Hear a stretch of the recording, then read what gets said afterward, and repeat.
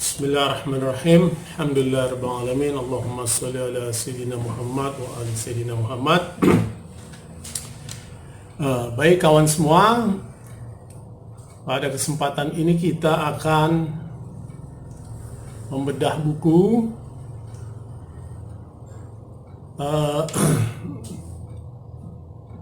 buku tentang sejarah filsafat Islam. Buku yang berjudul A History of Philosophy Without Any Gaps, Philosophy in the Islamic World, karya Peter Adamson. Saya kira sekarang Peter Adamson adalah penulis tentang sejarah filsafat Islam yang cukup terkemuka. Kalau Anda mengetik nama beliau di YouTube, maka kita akan melihat ceramah-ceramah dia, podcast, dia pernah diundang juga Google, seorang peneliti sejarah dari Jerman. Bukunya cukup populer, di Braille, Google pernah membincangkan buku ini, Philosophy in the Islamic World. Kita akan mencoba membahas buku ini. Buku ini berbicara tentang sejarah filsafat Islam, mulai dari periode pembentukannya sampai terakhir perkembangannya di Iran pasca Mula Sadrah. Nah, kisah sejarah filsafat yang diteliti oleh Peter Adamson ini dimulai dari pembentukannya sampai masa kini. Filsafat yang berkembang di Iran atau yang dikembangkan oleh Neo Sadrian.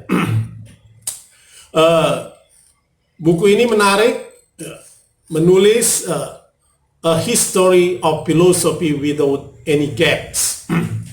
Jadi kata Peter, ada gap dalam pengkajian filsafat secara akademis di universitas-universitas khususnya di Barat, di Eropa dan Amerika. Kalau kita melihat memang kurikulum filsafat juga mempengaruhi di kita. Biasanya ketika orang berbicara sejarah filsafat Islam, dimulai dari tentu ada periodisasi and science philosophy, kemudian medieval philosophy, dan modern philosophy. Nah, filsafat Islam berada pada medieval philosophy, dimulai pada abad ke-9 atau akhir abad ke-8 Masehi. Nah, biasanya ada gap dalam pengkajian filsafat setelah era filsafat Yunani kuno, maka masuk pada filsafat abad pertengahan. Kurikulum biasanya membahas tentang Agustinus, di Thomas Aquinas, di situ. Dan sama sekali tidak membahas tentang philosophy in the Islamic world, filsafat yang berkembang di dunia Islam, lalu kemudian masuk pada era modern sampai dengan postmo. Jadi Peter Adamson menjawab ini ada gap, mengapa filsafat Islam tidak masuk dalam kajian orang yang mempelajari filsafat mulai dari tingkat sarjana, ya, di universitas-universitas Barat. Sama sekali tidak menyinggung, hanya menyinggung tentang filsafat di dalam dunia Islam. Nah, inilah bukunya, saya kira yang akan kita bahas. Nah, buku ini Philosophy in the Islamic World, saya kecilin ini, adalah buku, ada istilah yang menarik dalam buku ini. Buku ini diistilahkan dengan Philosophy in the Islamic World. Biasanya sebelumnya Islamic Philosophy, filsafat Islam, atau Arab Philosophy atau filsafat Arab. Menurut Peter Adamson, why the title of this book is Philosophy in the Islamic World? rather than Islamic philosophy or Arabic philosophy. Mengapa judul ini diberi judul filsafat di dalam dunia Islam, bukan filsafat Islam atau filsafat Arab? Karena menurut dia istilah filsafat Arab kurang tepat, karena para filosof ya di dalam abad pertengahan di dalam dunia Islam itu bukan juga orang-orang Arab, bahkan kebanyakan ada orang Persia seperti Ibnu Sina, mungkin hanya Al-Kindi yang Al-Kindi orang Arab ya. Itulah mengapa istilah Arab philosophy atau filsafat Arab menjadi kurang tepat karena para filosof di dalam dunia Islam itu bukanlah orang Arab, ada orang Persia. Jadi pengistilahan tentang filsafat Arab menjadi tidak tepat. Nah, yang kedua, istilah filsafat Islam. Nah, filsafat Islam ini dianggap dia juga kurang tepat karena istilah filsafat Islam itu tidak hanya orang-orang Muslim yang memperbincangkan filsafat pada abad pertengahan itu. Ada juga orang-orang Kristen, orang-orang Yahudi. Jadi dia juga menganggap istilah filsafat Islam menjadi kurang tepat ya. Lalu dia memberi istilah philosophy in the Islamic world, filsafat dalam dunia Islam. Nah, saya menyetujui ini pengistilahan yang dibuat Peter Adamson. Jadi istilah yang tepat bukanlah filsafat Islam, juga bukan filsafat Arab, tapi filsafat di dalam dunia Islam, philosophy in the Islamic world, filsafat di dalam dunia Kristen, filsafat di era Yunani, filsafat di era modern, filsafat di era abad pertengahan. Nah, itu dari sisi terminologi.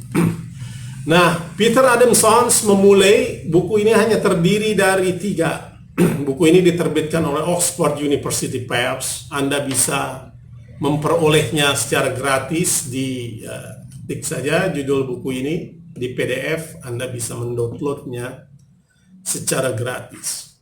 Buku ini hanya terdiri dari 3 bab, tapi hampir dengan 600 halaman.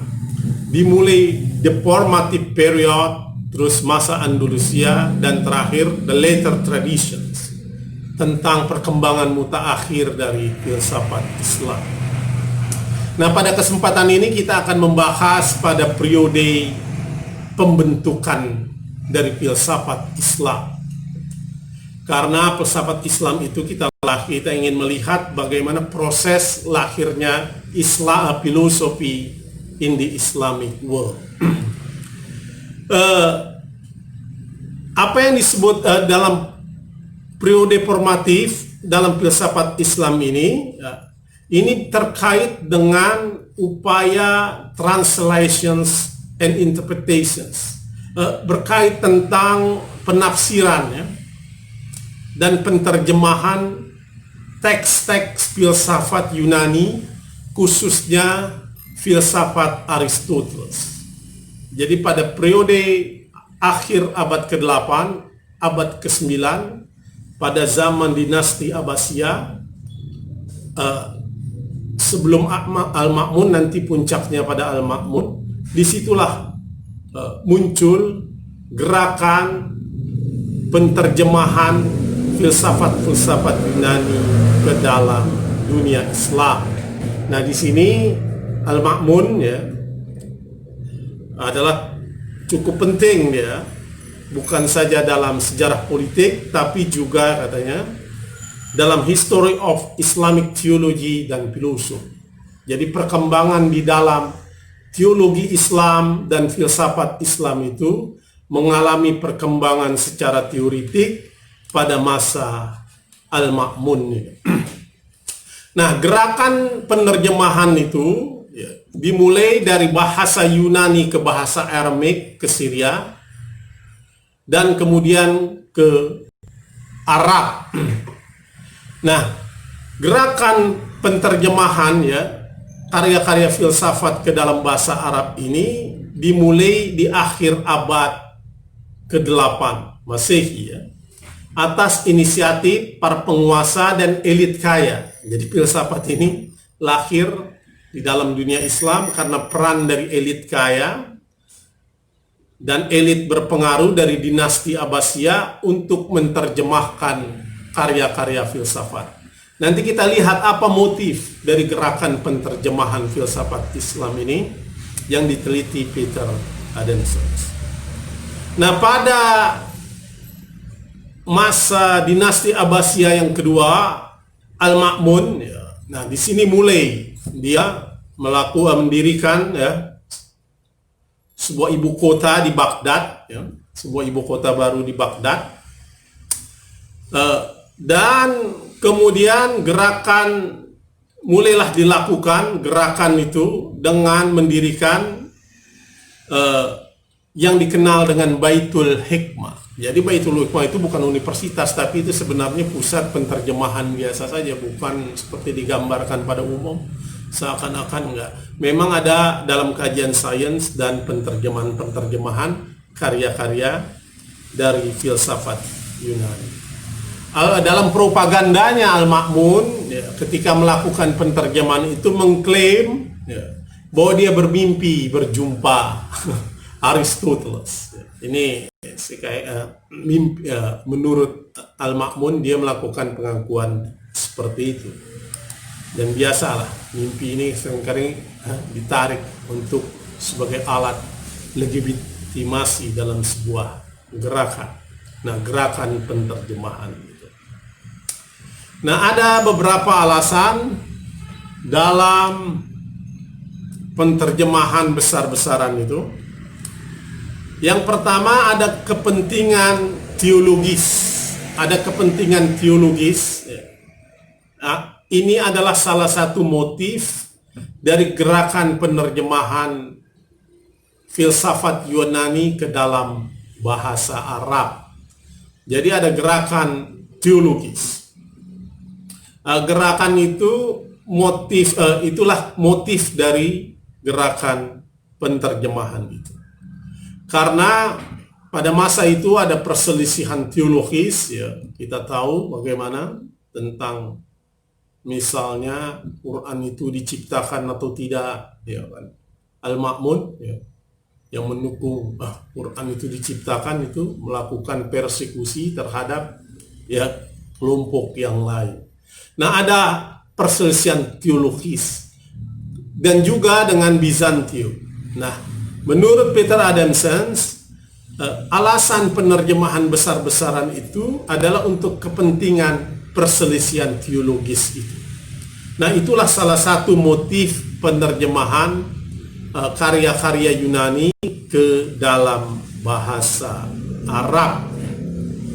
Nah, proses gerakan penerjemahan itu ada dua kelompok, ada dua circle, ada dua lingkaran dalam penerjemahan itu. Yang aktif melakukan penerjemahan di abad ke-19. Salah satu yang berkumpul di sekitar ya, orang-orang Kristen Syria ya, yang tinggal di Irak. Nah, tokoh lingkaran ini Hunain bin Ishaq. Jadi Hunain bin Ishaq ini dia spesialis di dalam karya-karya juga dalam medicine melakukan penerjemahan. Itulah lingkaran yang pertama. Jadi Hunain bin Ishaq Circle, lingkaran Hunain bin Ishaq. Nah, yang kedua adalah putranya. Orang sering salah ini. Ada Hunain bin Ishaq, ada Ishaq bin Hunain. Nah, Ishaq bin Hunain juga menerjemahkan versi bahasa Arab dari karya-karya Aristoteles. Jadi kalau Hunain bin Ishaq itu lebih banyak menerjemahkan karya-karya sains, anaknya Ishaq bin Hunain menerjemahkan ke versi bahasa Arab karya-karya Aristoteles. Teks-teks Aristoteles diterjemahkan ke dalam bahasa Arab. Nah, karya-karya terjemahan Hunain bin Ishaq ini yang kemudian dibaca pada perkembangannya oleh Ibnu Sina dan Ibnu Rus, metafisik, kategori, karya-karya organon, ya. Semua itu diterjemahkan oleh Hunain bin Ishaq yang pada kelak kemudian itulah yang dibaca oleh para filsuf Islam seperti Ibnu Sina dan Ibnu Rus pada masa kemudian. Nah, ini kelompok grup yang pertama dalam gerakan penterjemahan karya-karya filsafat Yunani ke dalam dunia Islam pada abad ke-9. Ini disebut Hunain bin Ishaq Circle, lingkaran Hunain bin Ishaq. Nah, kelompok yang kedua yang melakukan gerakan penterjemahan menurut Peter Adamson adalah Kindi Circle, lingkaran Al-Kindi. Lingkaran Al-Kindi. Jadi Al-Kindi ya, yang biasanya dikenal sebagai filsuf Islam yang pertama yang menulis dalam bahasa Arab, ya, seorang Muslim keturunan dari Kindah, tokoh yang populer dari tribe yang populer di kalangan Arab, juga yang melakukan gerakan penterjemahan. Nah, dia bekerja sama dengan Kristen berlatar belakang Suria seperti anggota terjemahan Hunain, lingkaran Hunain. Jadi lingkaran Hunain, ada interaksi antara Al-Kindi dengan Hunain bin Ishaq. Yang menerjemahkan karya Aristoteles seperti metafisik, kategoris, on the soul. Nah, itu karya yang diterjemahkan. Namun terjemahan Al-Kindi ini sering dikritik oleh kelompok Hunain bin Ishaq karena terjemahan Al-Kindi ini sangat harfiah, begitu ya, kata kelompok Hunain bin Ishaq. Nah, inilah dua lingkaran penerjemahan filsafat-filsafat Islam pada abad kedua. Nah, Al-Kindi itu mana Al-Kindi fotonya? Nggak ada. Nah, itulah gerakan dua kelompok penting dalam gerakan penterjemahan di dalam filsafat Islam. Nah, kita tahu Al-Khaimei melalui First Philosophy karyanya, filsafat ula, adalah buku pertama di dalam filsafat, dan dia juga sebagai filsafat yang orang Arab dalam dunia Islam yang pertama menerjemahkan karya-karya filsafat Aristoteles. Lalu saya kira Anda bisa mencari siapa Al-Kindi.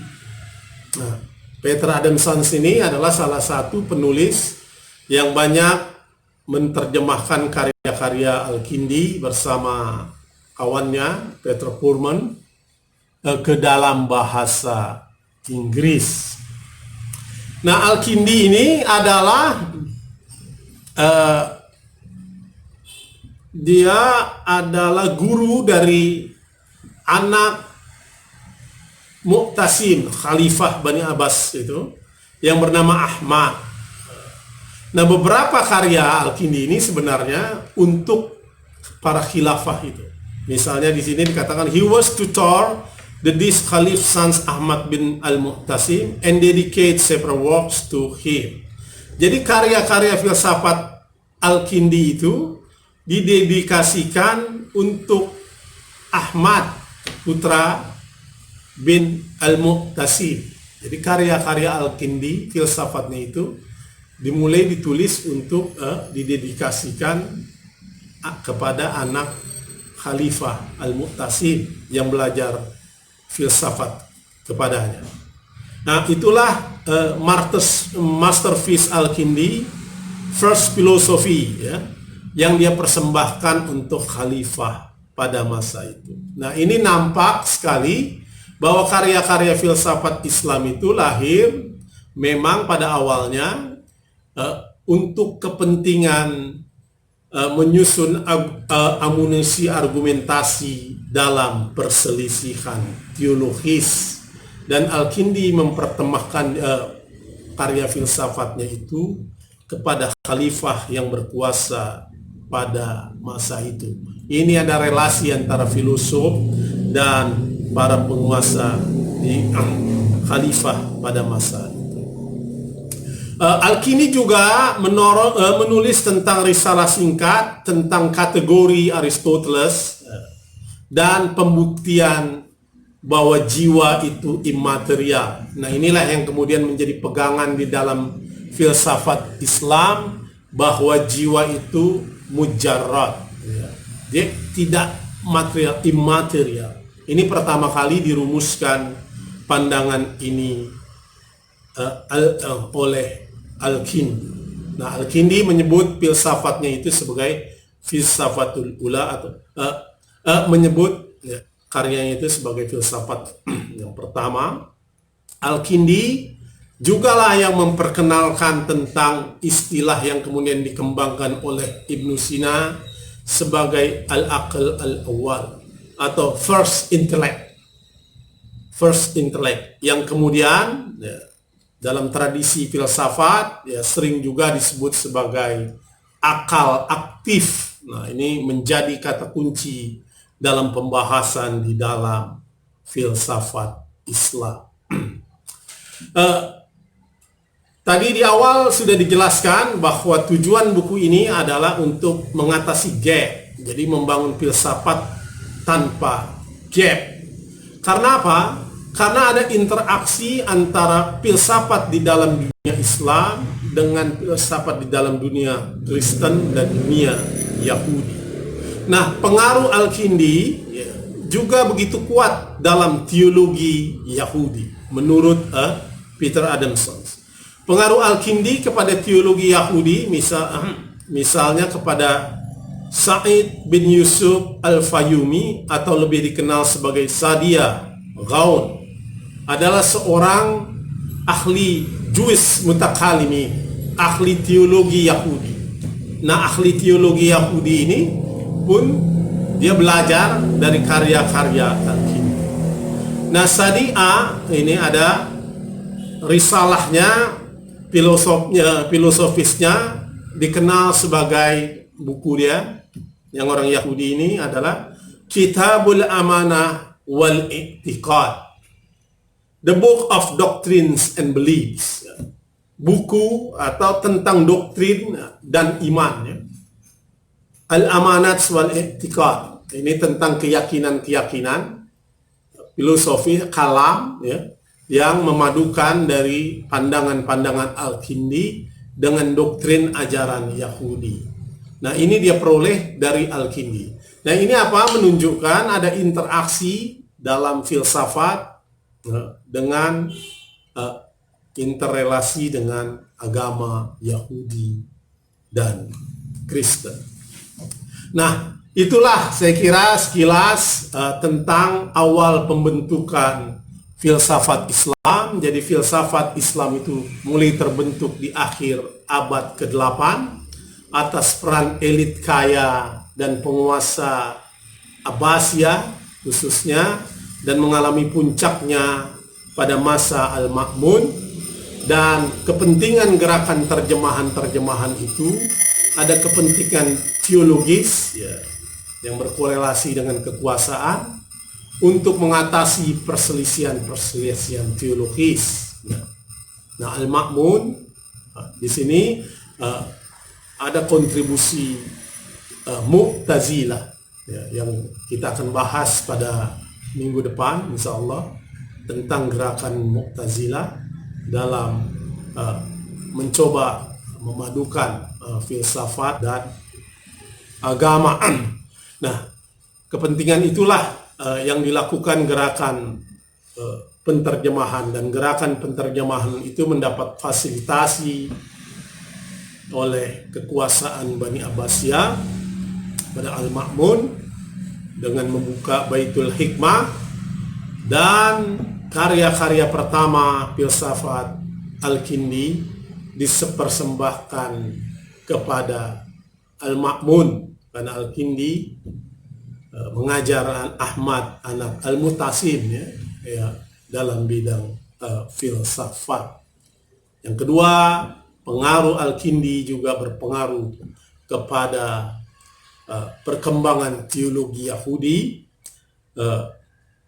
khususnya filsuf Yahudi Said bin Yusuf Al-Fayumi yang dikenal Sa'diyah Ghaud, seorang Jewish mutakalimi yang melahirkan karya Kitabul Amanah wal I'tiqad, A Book of Doctrine and Belief, sebuah buku tentang teologi Yahudi. Nah, ini kita ingin melihat aspek bahwa ada relasi harmoni antar agama-agama, lintas agama di dalam perkembangan pembentukan filsafat Islam pada periode awal. Saya kira itu dulu. Kita akan lanjutkan minggu depan pembahasan kita tentang buku ini. Anda bisa mengakses buku ini di PDF. Mari kita mencoba mengisi waktu kita untuk menambah pengetahuan kita di dalam dunia filsafat. Nah, ini bukunya A History of Philosophy Without Any Gap. Semoga gap dalam kajian perkembangan ilmu pengetahuan jadi perubahanlah kurikulum pembelajaran filsafat di dunia yang tidak memasukkan filosofi in Islamic world dalam kajian, dalam kurikulum belajar filsafat. Itulah agenda dari Peter Adamson. Saya kira ini agenda yang sangat baik. Terima kasih. Wa ma taufiqi illa billah alaihi tawakkaltu wa ilaihi unib. Wassalamualaikum.